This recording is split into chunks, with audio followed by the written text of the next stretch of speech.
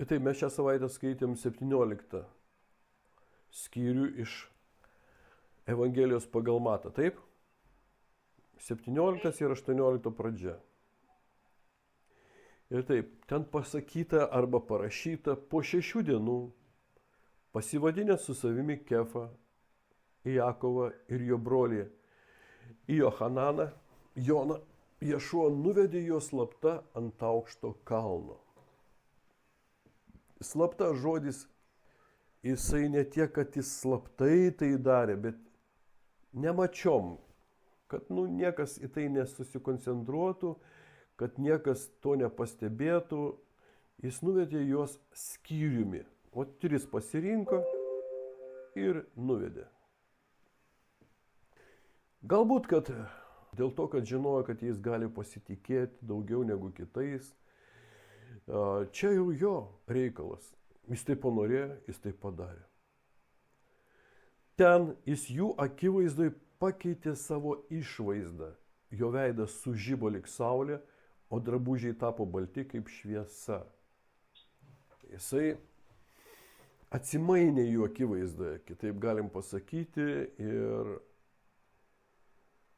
todėl, kad turėjo susitikti su rojuje gyvenančiais žmonėmis, kurių veidai netgi gyvenant žemėje švietė kaip saulė. Mozė vaikščiojo su kapišonu, nes žodis jame, kuris buvo gyvas, darė jo veidą kaip saulė, švietė, žmonės bijo žiūrėti jį. Kefai Ješuai pasakė: viešpatie, kaip gerai, kad mes čia esame. Jei nori, aš pastatysiu čia 3 palapinės, vieną tau, kitą Mozei ir 3 Elijakui, Elijui.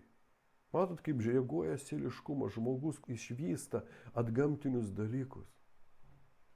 Viskas išnyko, noras valgyti, gerti, pinigai, mašinos, viskas išnyko. Realybė prisiartino, tikslas prisiartino, apie kurį jis girdėjo ir jis daugiau nieko nenorėjo, bet norėjo viską sukontroliuoti. Davai čia pastatysim ir tik tai čia gyvensime. Daugiau nebeliko jam nei žmonių, nei brolių, nei seserų, kurie eina į pražą. Nieko nebeliko, viskas susikoncentravo į vieną nuosavą egoizmą. Čia, dabar ir užtenka. Jam dar tebekalbant, bet Dievas, žiūrėkit, Dievas nereaguoja tai. Jis nereaguoja į skruzdėlės. Jisai žino, kam jis sukūrė skruzdėlę. Skruzdėlė yra skruzdėlė, kuri atlieka savo vaidmenį žemėje. Jis nereaguoja į Kefo žodžius. Jis nereaguoja. Toliau vyksta jo planas. Jam dar tebekalbant apie tą visą, kaip jis čia norėtų gyventi, juos pasakyta apgaubė šviesus debesis ir balsas iš debesies prabilo. Jis prabilo ne tik tenai ir ne tik tai jiems, bet ir mums. Jis prabilo jiems, kad dabar reikia klausyti sūnaus, o ne Maušės arba Mozės ar Elijo. Dabar klausyti reikia mano sūnaus, bet to negirdi Izraelis, to negirdi religingi žmonės, jie klauso Marijų, Petrų, ko tik jie neklauso, bet pažinti Dievo sūnaus nenori, nes tas, kas nepažįsta jo, kaip jis gali klausyti ir ką jis gali kalbėti. Ir balsas iš debesies pasakė: šitas yra mano mylimas sūnus, kuriuo aš labai patenkintas.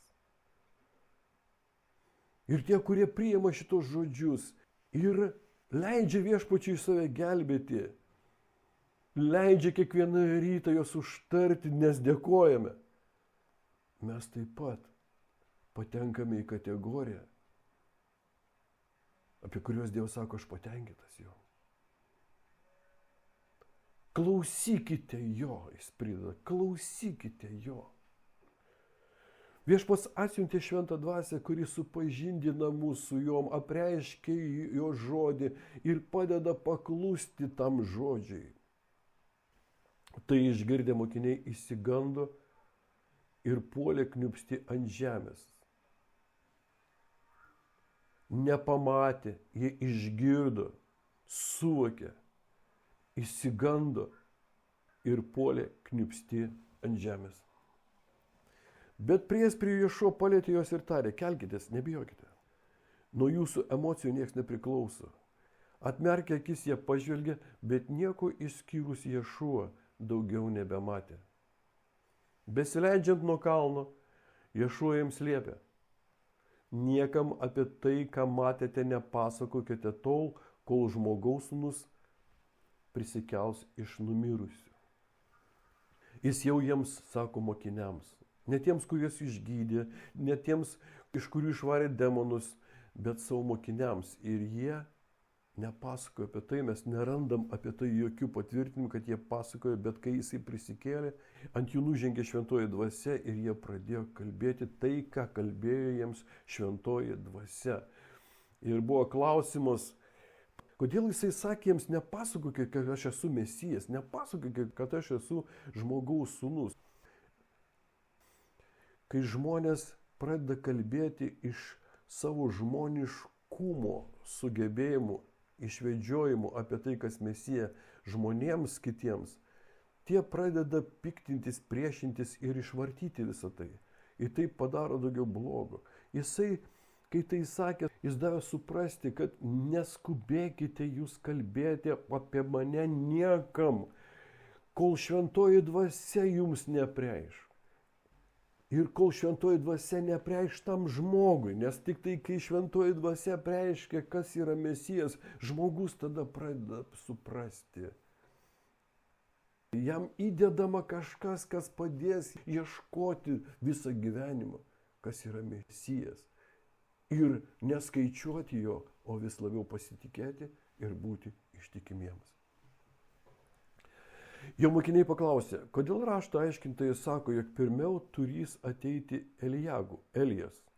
Jis atsakė: teisingai, Elijago turi ateiti ir viską tai taisyti. Bet aš jums sakau, kad Elijago jau atėjo, tik žmonės jo nepažino ir pasielgė su juo, kaip panorėjo.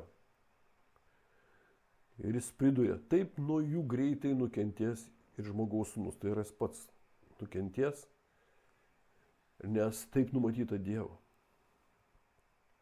Tuomet mokiniai suprato, kad jis jiems kalba apie Johananą, Joną Krikštytoją. Jiems prisiartinus prie minios, prie Ješuos priėjo vyras ir atsiklaupęs prieš jį ant kelių maldavo: